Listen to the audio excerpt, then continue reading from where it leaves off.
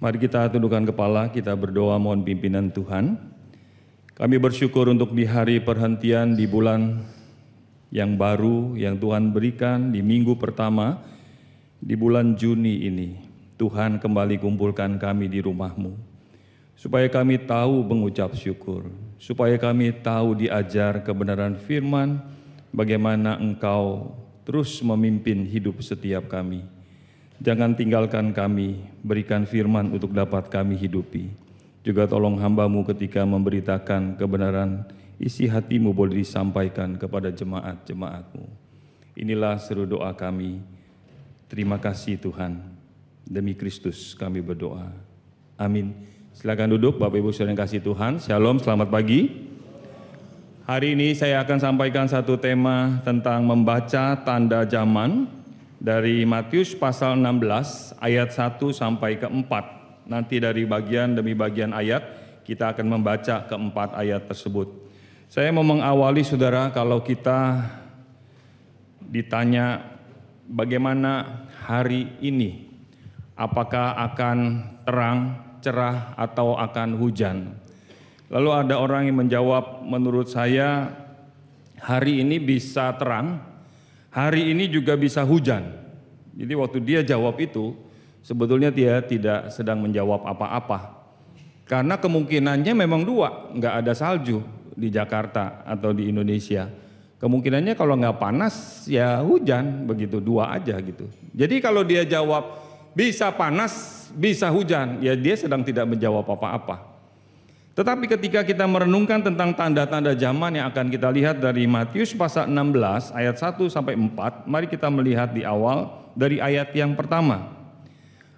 Di dalam ayat pertama kita bisa membaca bersama-sama. Saya sudah tuliskan di sana Matius 16 ayat yang pertama. Silakan. Ya. Matius 16 ayat pertama, kita baca sama-sama, 1, 2, 3. Kemudian datanglah orang-orang Farisi dan Saduki hendak mencobai Yesus. Mereka meminta supaya ia memperlihatkan suatu tanda dari sorga kepada mereka. Saudara perhatikan, tanda apa yang diingini oleh dua kelompok yang sebetulnya saling bertentangan antara orang Farisi dengan orang Saduki. Namun saudara, ketika kita membaca di sini, ketika mereka bersepakat untuk melawan Yesus Kristus, maka seluruh urusan pemahaman teologi, pandangan yang berbeda, mereka abaikan. Yang penting adalah tujuan kita bagaimana Yesus Kristus bisa dihukum mati. Bahkan sampai ke pengadilan Pilatus, mereka tetap bersepakat. Padahal saudara, di slide berikutnya saya tuliskan di sana, kelompok Farisi dengan kelompok orang Saduki adalah dua kelompok yang berbeda. Kelompok Farisi ini dia termasuk kelas menengah, biasa lebih akrab dengan masyarakat, tetapi di dalam satu kelompok namanya majelis pada waktu itu seperti kita majelis rakyat yang namanya Sanhedrin. Sanhedrin ini ada 70 kursi dan mayoritas dipegang oleh orang Saduki, bukan oleh orang Farisi. Itu sebabnya orang Saduki kebanyakan orang-orang yang the have, orang kaya, bangsawan, dan mereka punya akses ke pemerintah Roma. Mereka jaga baik-baik supaya bait Allah tetap ada ibadah yang diperintahkan oleh Tuhan. Di dalam Kejadian Keluaran, Imamat, Bilangan, Ulangan, 5 kitab Taurat Musa, orang Saduki pegang baik-baik. Sementara orang Farisi yang sering kita baca, orang Farisi ini dia memberikan tafsiran, ada sekitar 613 tafsiran yang levelnya sama dengan kitab suci. Maka orang Saduki bilang nggak mau, kita maunya cuma 5 hukum Taurat dan kita baik-baik pegang yang namanya ibadah di bait Allah. Maka kalau saudara perhatikan sejarah di tahun 70 ketika Tuhan izinkan terjadi namanya bait Allah dihancurkan oleh Jenderal Titus, maka sejak saat itulah orang-orang Saduki yang menjaga, rata-rata mereka keturunan imam, dari imam besar, rata-rata orang Saduki. Setelah tahun 70 Masehi ketika bait Allah tempat diadakannya ibadah dihancurkan, maka orang Saduki juga bubar jalan, selesai. Tidak lagi ada orang Saduki. Karena buat apa? Tidak lagi ada bait Allah. Sementara orang Farisi tetap berlanjut, termasuk yang namanya Rasul Paulus, keturunan daripada pengajar orang Farisi, punya doktrin orang Farisi.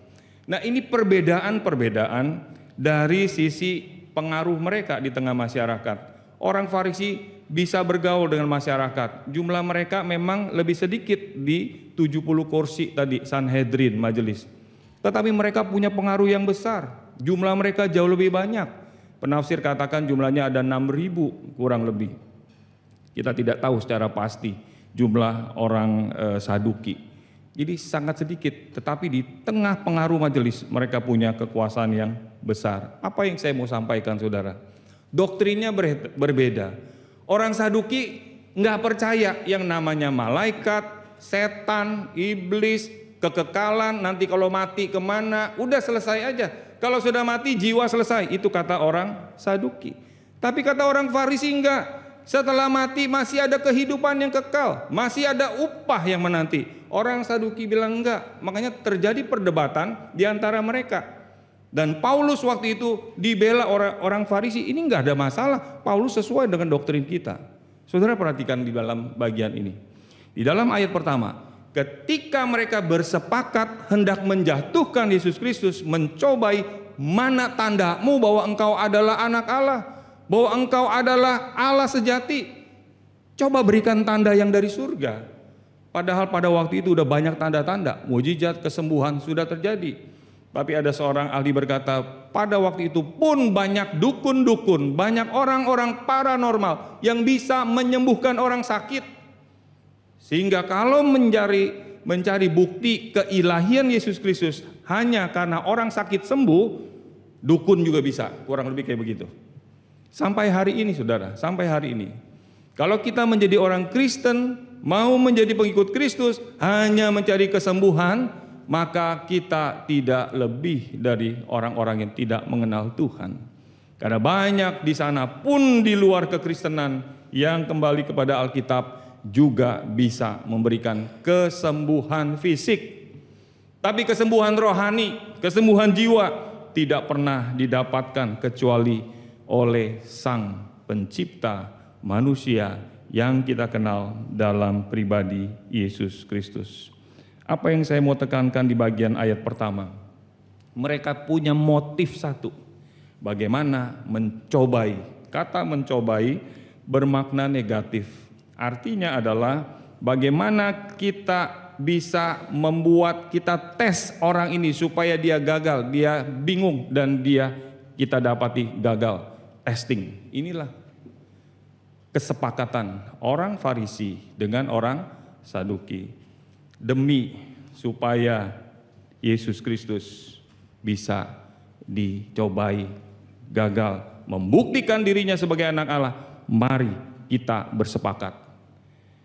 Saudara yang kasih Tuhan, mari kita perhatikan apa yang dimaksud ketika mereka katakan, coba minta bukti, tanda dari sorga.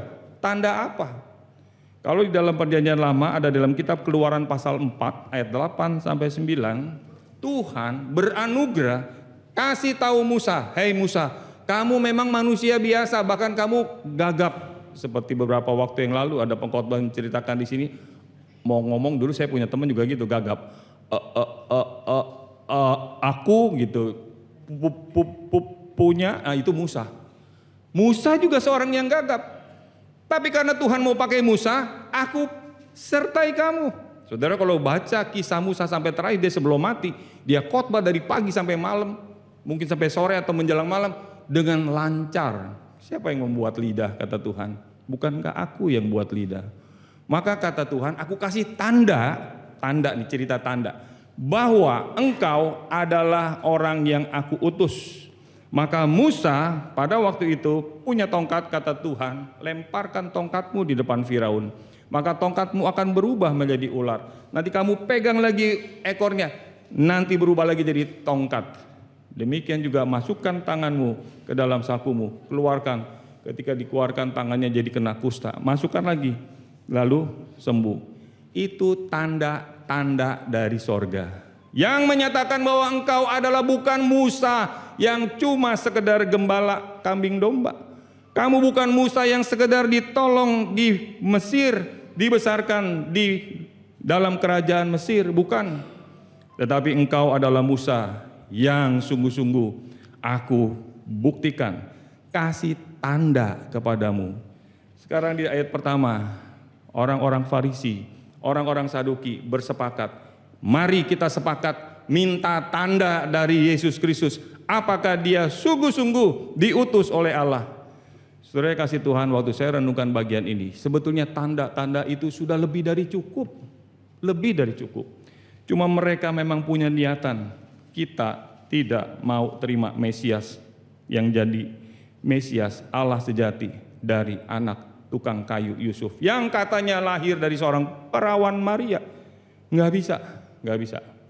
Bahkan sampai hari ini agama Yudaisme di Israel belum menerima Yesus Kristus sampai hari ini, saudara. Jadi ada 3 agama besar, Yudaisme, Kristen, dan Islam yang ada di daerah Palestina sampai hari ini.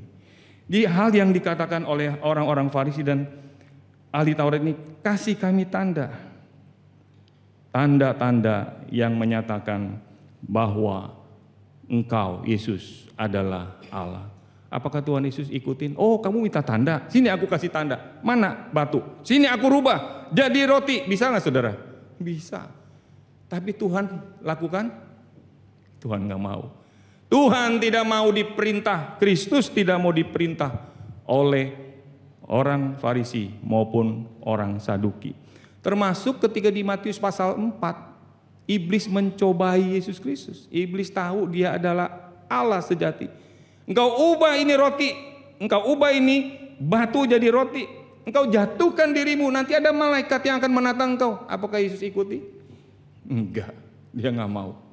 Sejak awal, Yesus Kristus tidak mencari perkenanan manusia, tapi seumur hidup di dalam pelayanannya hanya mencari perkenanan Bapa. Saudara, kalau kita punya kapasitas, kita punya uang, terus kita diledek, diajak, kamu memang punya uang, punya duit, coba kalau punya duit beli itu mobil yang mahal yang harganya 1,3 M. Ya, uang gua ada 100 M, nggak ada masalah, nih besok gua beli. Kita manusia biasa suka emosi. Kalau diganggu kita punya harga diri langsung, dia nggak tahu gua siapa. Wah, dulu ada mahasiswa tertentu kalau kuliah bawa pistol, saudara, karena bapaknya jenderal. Jadi macam-macam sama dia, tembak. Lu jangan main-main sama dia. Lu kalau bikin masalah sama dia ditembak lu. Dia punya pistol, bapaknya polisi, bapaknya jenderal. Jadi kalau diutak-utik sedikit dia langsung emosi. Ini yang sedang diutak-utik adalah Yesus Kristus. Kalau Tuhan Yesus Kristus mau emosi pada waktu itu, belum tahu lu ya, gua siapa? Bisa nggak kira-kira, saudara? Mau minta tanda apa yang kau minta? Tapi Tuhan Yesus nggak ladenin, karena memang kedatangan dia bukan untuk itu. Dia datang untuk melakukan kehendak Allah. Saudara dan saya gimana? Apakah kita jalan berdasarkan kebenaran? Apakah kita menjalani hidup yang seperti Tuhan kehendaki? Sehingga ada banyak hal yang bisa membawa pada kita satu kompromi, hal-hal yang membawa kita seolah-olah ini kita mau kerjakan, ini enggak. Tapi kalau kita ingat, saya ini sedang hidup di hadapan Tuhan, maka harusnya, saudara, ketika kita merenungkan apa yang Tuhan Yesus lakukan, kita jangan heran kalau ada orang-orang yang hendak menjatuhkan kita, yang hendak mencobai. Kata mencobai tadi berusaha supaya kita jatuh. Lalu orang akan sepakat melawan. Jadi orang-orang tertentu, kalau dia udah sepakat, dia geser semua urusan doktrin, ajaran, kepercayaan, kepentingan yang lain, dia geser semua. Tujuan satu, bagaimana musuh kita bisa jatuh. Maka nanti kalau udah selesai acara kampanye, terus bisa damai lagi tuh satu dengan yang lain. Dulunya, wah wah habis-habisan ngata-ngatain begitu di dalam dunia politik. Ntar udah selesai, udah kelar. Sekarang kita damai lagi, makan bakso sama-sama, makan soto sama-sama, bisa sama-sama. Karena urusannya sudah tercapai. Itu yang terjadi. Saudara dan saya, mari kita jangan sampai kita kompromi, bersepakat untuk sebuah tujuan yang tidak beres, yang tidak benar. Belajar untuk mengakui Tuhan. Aku belajar untuk hidup di dalam kebenaran. Kalau ada hal-hal yang mungkin mau menjatuhkan, melawan, karena aku di dalam kebenaran seperti Kristus. Dia tetap dalam kebenaran, dia tidak mau digoda untuk kasih tahu aku punya tanda. Saudara, hari ini di bagian pertama kita diingatkan, mari kita hidup. Mari kita hidup untuk memuliakan Tuhan, bukan mencari-cari hal-hal yang menunjukkan kita hebat, kita punya tanda. Tidak, Tuhan Yesus punya tanda. Tapi dia tidak mau show off, tidak mau pamer kekuasaan, pamer kekayaan, pamer macam-macam dunia bisa lakukan. Tapi Kristus dengan rendah hati, dia tidak meladeni orang Saduki, orang Farisi, yang sekalipun berbeda, tapi sekarang bersepakat. Kalau ada orang bersepakat hendak melawan saudara, karena saudara hidup di dalam Tuhan, jangan takut, jangan takut. Tuhan pasti bela saudara, amin. Sementara kita hidup dalam kebenaran, kecuali kita hidup dalam dosa, dalam pelanggaran, ya sudah kita bertobat. Tapi kita sudah berjuang untuk hidup suci, berjuang hidup kudus, berjuang melakukan firman, masih juga mendapatkan serangan-serangan seperti serangan orang Farisi, Saduki yang hendak menjatuhkan Yesus. Saudara, kita sedang meneladani Kristus. Ini bagian yang pertama. Hal yang kedua, mari kita baca ayat kedua dan ayat ketiga. Ini bicara tentang ramalan cuaca dan tanda-tanda zaman. Kita baca bersama-sama ayat 2 dan ayat 3. 1, 2, 3. Tetapi jawab Yesus,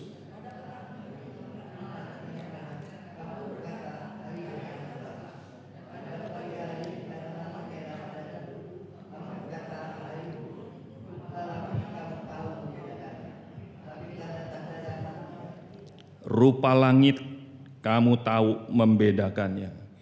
Jadi pada waktu itu ada satu pandangan di antara orang-orang di Palestina sana, kalau petang hari ada langit merah, petang hari itu setelah matahari siang, jadi jam 3 sampai jam 4, jam 5 sebelum terbenam, itu kalau langitnya merah, orang akan berkata, ini hari besok akan cerah nih, sepanjang malam akan cerah. Mungkin nelayan akan pergi untuk menangkap ikan dengan aman. Mereka baca itu semua. Tetapi sebaliknya, kalau dikatakan harinya rupa langit, dikatakan hari akan cerah pada pagi hari karena langit merah dan redup. Kamu berkata hari buruk. Jadi mereka memandang semua, kalau pagi harinya merah, ini akan cerah. Tapi kalau sorenya yang merah, ini buruk. Mereka pandang itu semua, tahu semua. Saya suka ditanya sama istri saya, kira-kira hujan nggak nih kalau keluar? Saya tafsir aja berdasarkan pengalaman saya. Saya lihat kayaknya udah mulai mendung, udah mulai kayak gelap-gelap, kayaknya hujan, bawa payung. Kayaknya kita jalannya jangan jauh-jauh, kita jalannya di MKG aja supaya nggak kehujanan, misalkan gitu joggingnya.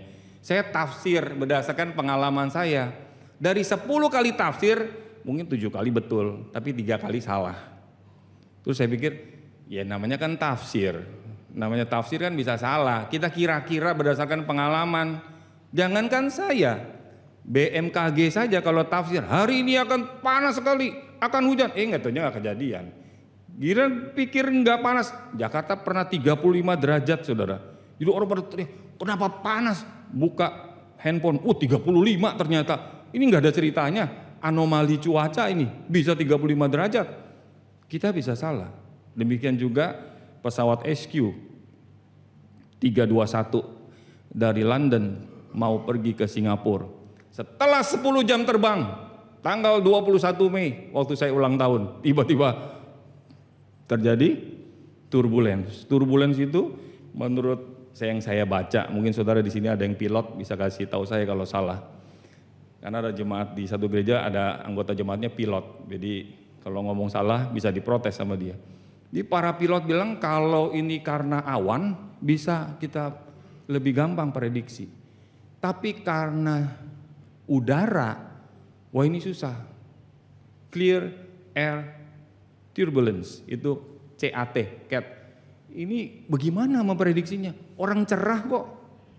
Semua nggak ada tanda-tanda. Tiba-tiba saudara, kalau kita baca di berita, dalam waktu 3 menit, turun sekitar 1.800 meter. Jauh nggak? Tinggi nggak? 1.800 meter kita lagi naik pesawat, tiba-tiba makanya harus fasten your seat belt please, fasten your seat belt, terus fasten your seat belt. Ada orang-orang yang mungkin lagi mau ke WC atau apa, tiba-tiba ketika anjlok 1.800 meter, 6.000 kaki, mentok ke plafon, semua oksigen ini yang buat mask oksigen ini keluar semua, panik semua.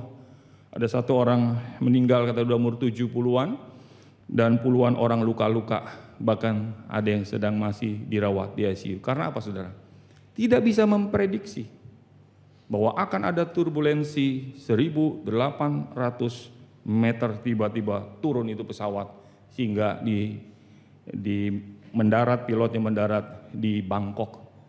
Saudara, ini kisah saya ketika baca, apakah teknologi zaman sekarang para pilot nggak bisa memprediksi apa yang akan terjadi dengan cuaca ketika pesawat mau terbang? Yang ini nggak bisa. Ini memang benar-benar CAT ini, Clear Air Turbulence ini, benar-benar satu hal yang ditakuti oleh para pilot karena tidak bisa diprediksi. Dia lihat cerah semua, tiba-tiba turun, turbulence. Saudara, kalau perihal cuaca seperti ini, ya kita menyadari kenapa Tuhan tidak memberikan sebuah kemampuan manusia secara exactly pasti, kamu tahu persis. Enggak, kita cuma bisa meramal, memprediksi, memperkirakan apa yang akan terjadi. Tetapi sesungguhnya kita tidak benar-benar presisi, enggak benar-benar bisa pas 100%.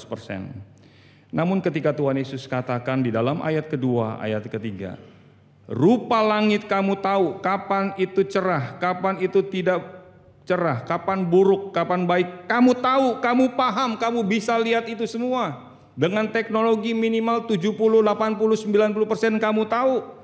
Tetapi sekarang apa yang katakan oleh Tuhan? Mengapa kamu tidak bisa membaca tanda-tanda zaman? Apa artinya tanda-tanda zaman? Saudara dan saya adalah anak zaman. Calvin berkata, orang-orang yang hidup dalam kurun waktu tertentu, itulah anak-anak zaman yang disebut dengan angkatan. Angkatan saudara, angkatan saya berbeda. Kemarin saya diskusi dengan seorang, beda ya Pak dengan angkatan kita ya. Dulu kita kalau datang ke kantor, terus kita takut sama bos. Waduh telat nih. Sekarang anak sekarang nyantai aja dia, telat ya telat. Emang kenapa ya? Nyantai dia. Dunianya udah beda. Kita dulu gimana takut sama orang tua, gak berani lihat matanya. Sekarang anak, mana mata papi, mana mata mami, sini aku lihat. Gak ada takutnya. Benar saudara? Bisa melototin kita. Gak tahu zaman sekarang yang couple, papi mami, yang jadi papi mami, pernah dipelototin gak sama anak-anaknya? Marahnya bener-bener mata. Waduh, dulu kita mana berani. Baru ngelihat muka papi mami, papa mama kita marah aja kita udah ngumpet, udah takut. Angkatannya beda, teknologinya beda. Zaman sekarang 2 tahun 3 tahun udah bisa begini-begini. Dulu apaan begini-begini? Coel-coel. Ada juga Starco dulu zaman kita pencet-pencet pergi ke telepon umum. Halo ya Pak, gimana Pak? Di kantor ada apa Pak? Saudara yang lahir tahun 60-an ngalamin pakai Starco, yang pakai handphone lempar anjing bisa mati, timpuk anjing, gede banget, udah keren banget itu. Pakai tas, udah beda zaman. Angkatan ini berbeda. Setiap angkatan berbeda, kata John Calvin, setiap anak-anak zaman berbeda. Pada waktu itu Tuhan Yesus katakan, kamu tidak bisa membaca tanda-tanda zaman. Angkatan kamu tidak bisa membaca bahwa akulah Mesias. Kamu tidak paham. Bahkan sekarang kamu minta tanda. Seorang ahli namanya D.A. Carson bilang begini, bukti mereka tidak bisa melihat tanda adalah mereka meminta tanda. Sekali lagi, di seorang teolog terkenal D.A. Carson, dia bilang, buktinya mereka tidak bisa melihat tanda adalah mereka minta tanda. Saudara sudah melihat tanda atau masih minta tanda? Tuhan, buktikan dong bahwa Engkau menyertai aku. Buktikan tandanya mana Tuhan, tandanya mana? Apakah kita masih minta tanda dari Tuhan? Bahwa Tuhan menyertai aku. Tuhan kasih aku tanda bahwa aku pasti bersama-sama dengan Engkau. Pasti Engkau menyelamatkan aku. Masih saudara minta-minta tanda dari Tuhan? Aduh, kok pada serius begini? Nah, senyum gitu kan enak. Jadi kita seringkali pikir, bukankah aku tidak lebih baik dari orang Farisi dan Saduki? Kita sering minta tanda dari Tuhan. Buktikan kalau Tuhan memang menyertai aku. Kenapa anakku susah? Kenapa orang tuaku sakit? Kenapa mertuaku gini? Kenapa usahaku gini? Kenapa pelayananku begini? Kenapa aku sakit? Banyak kenapa. Kasih saya tanda Tuhan. Kata Tuhan, memang gak cukup tanda yang aku berikan. Tidak cukupkah aku menyertai kamu sepanjang perjalanan dari keluar dari Mesir? Semua anak sulung mati, sampai anak kambing domba juga mati yang sulung-sulung. Sampai anak Firaun juga mati yang sulung. Kamu gak ada yang mati satu juga. Cuma dicet, potong kambing domba, darahnya kamu usapkan di ambang kusen pintu. Gak ada yang mati. Gak cukup. Aku menyertai kamu dengan tiang awan dan tiang api. Tanda itu gak cukup. Masih mereka teriak dalam 2 Tawarik 32 ayat 7. Saya tertarik, sebelumnya kita lihat Keluaran 17 ayat 7. Adakah Tuhan di tengah-tengah kita atau tidak? Jadi waktu orang Israel sedikit susah, nggak ada air, udah marah-marah teriak sama Tuhan. Adakah Tuhan Yahweh Allah Israel, Abraham, Ishak dan Yakub? Ada nggak sih Tuhan di tengah-tengah kita? Saudara pernah berdoa kayak gitu nggak? Ya kalau sekali nggak apa-apa lah ya, tapi jangan berkali-kali. Itu membuktikan saya nggak dan saudara nggak punya iman. Kalau terus-menerus menanyakan, Tuhan, Engkau ada nggak sih di tengah-tengah kita? Engkau menyertai kami nggak sih? Kalau menyertai kami, kenapa begini, kenapa begitu dan sebagainya? Sekali mungkin ya saudara, pemazmur pun mengalami itu. Tapi kalau terus-menerus berulang, sampai Tuhan bilang sama Musa, udah geser. Aku habisi ini semua orang yang keluar 2,5 jutaan dari Mesir, kurang lebih ya saudara. Nanti aku buat keturunan yang baru dari kamu aja lah Musa. Aku udah bohwat, kurang lebih Tuhan mau ngomong itu, capek hati. Ini bangsa tegar tengkuk. Saudara, ketika orang terus-menerus mempertanyakan adakah Tuhan, minta tanda. Tuhan kasih mana, Tuhan kasih daging burung, Tuhan kasih air, enggak cukup saudara. Memang membuktikan mereka tidak benar-benar anak Tuhan. Satu bagian lagi dalam 2 Tawarik 32 ayat 7 berkata, Raja Hizkia berkata kepada orang yang bersama dengan dia, orang-orang Yehuda kerajaan selatan, ketika mau berperang, begitu banyak pasukan yang mau melawan mereka. Tapi Hizkia berkata, 2 Tawarik 32 ayat 7, jangan takut, sebab lebih banyak yang menyertai kita dari yang menyertai mereka. Inilah bahasa iman. Inilah seharusnya bahasa saudara dan saya. Amin. Waktu kita melihat segala sesuatu tidak berjalan dengan baik, aku tetap terarah. Aku ingat janji Tuhan. Memang kita bisa lemah, tapi jangan mau lemah terus.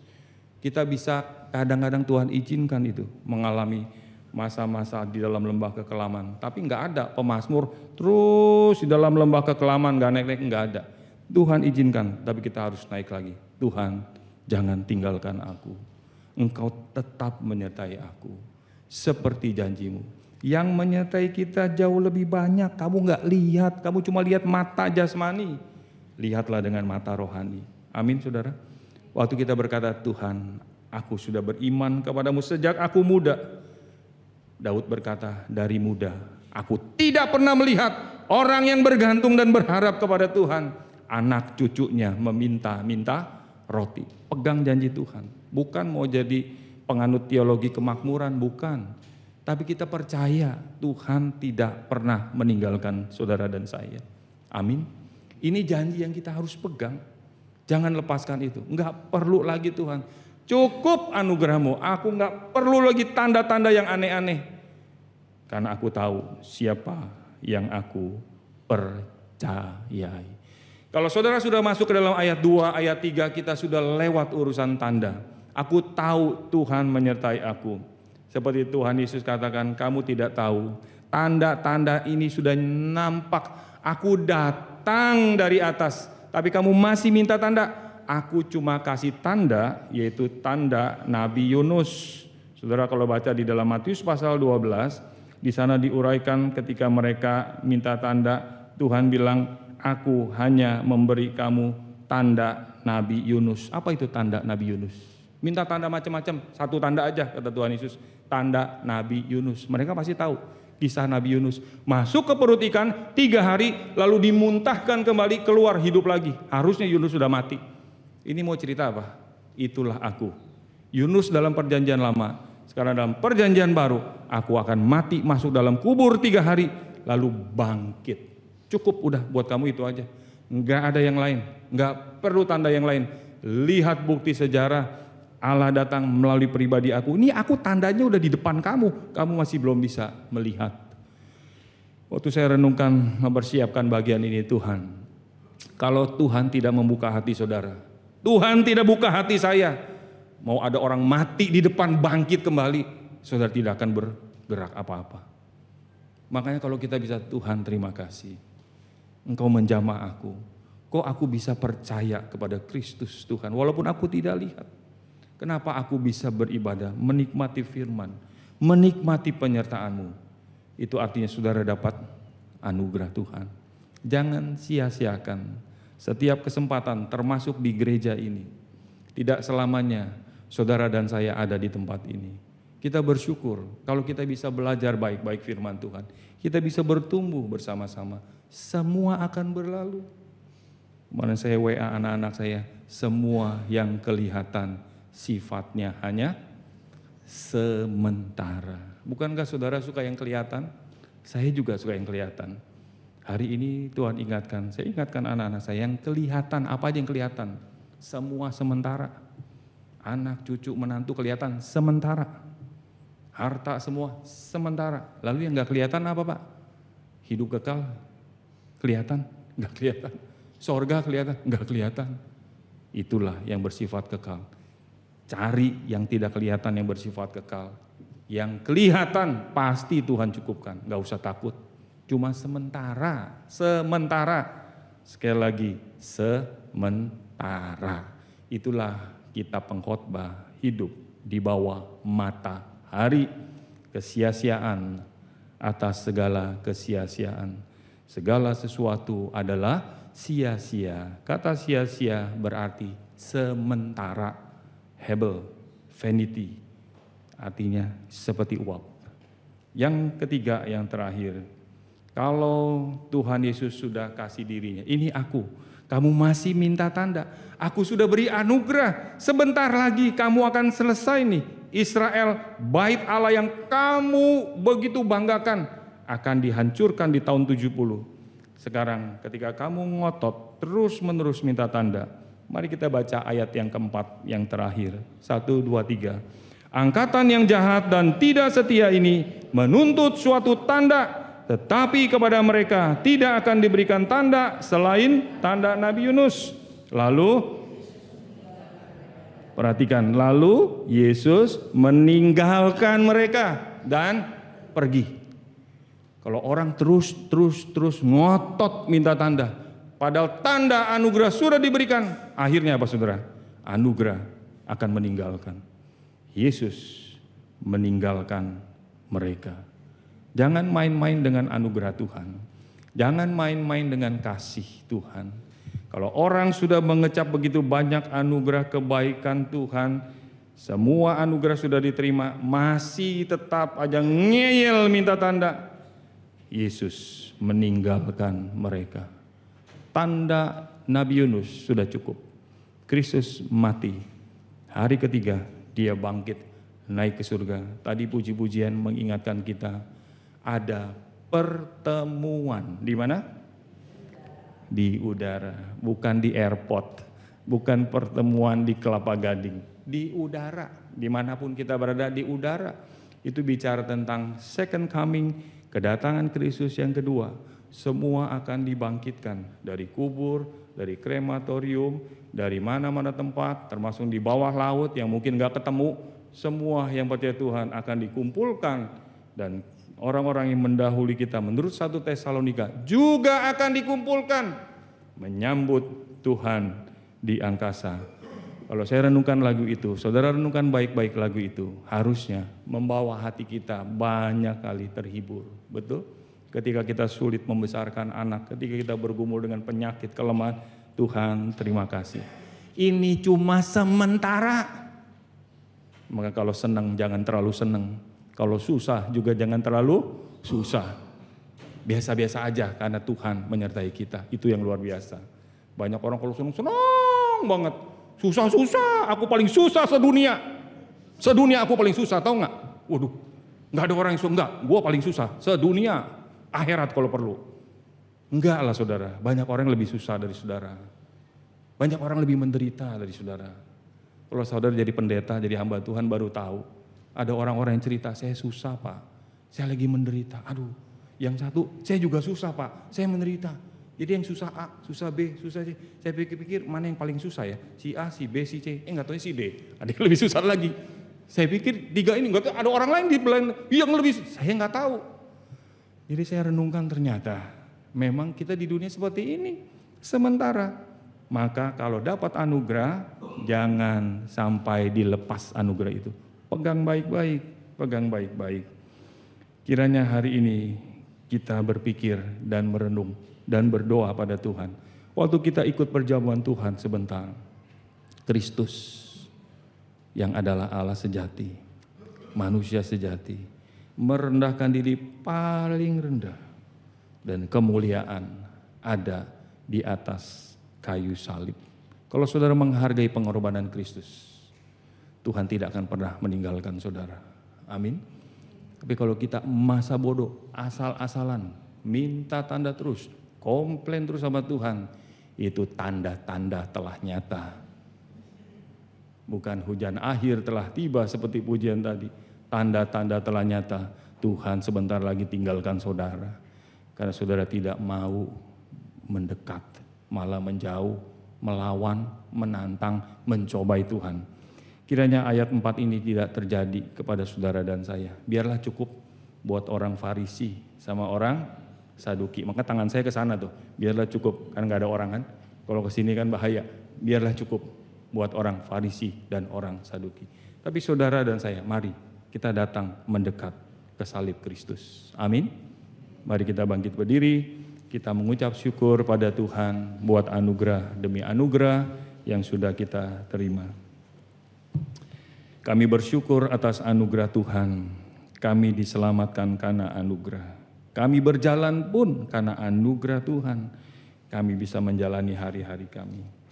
Ajar kami belajar tanda-tanda yang Tuhan sudah berikan. Sudah cukup. Tidak perlu hidup kami dipenuhi dengan keluhan, komplainan sebagai mana orang-orang tidak mengenal Tuhan.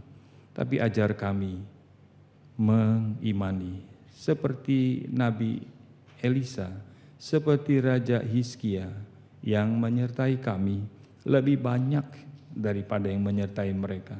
Mereka tahu dan kami pun tahu Allah Immanuel bukan sekedar slogan, tetapi sungguh-sungguh menyertai kami. Kasihani kami Tuhan, orang berdosa. Kami juga bisa jatuh seperti orang Farisi dan orang Saduki. Oleh sebab itu pegang kami semua di tempat ini. Jangan tinggalkan jemaat-Mu, jangan tinggalkan hamba-Mu, jangan tinggalkan gereja-Mu dan setiap kami. Biar kami terus bertekun di dalam Tuhan, semakin hari semakin hidup bersama Tuhan. Demi Kristus kami berdoa dan mengucap syukur. Sama-sama katakan amin. Mari kita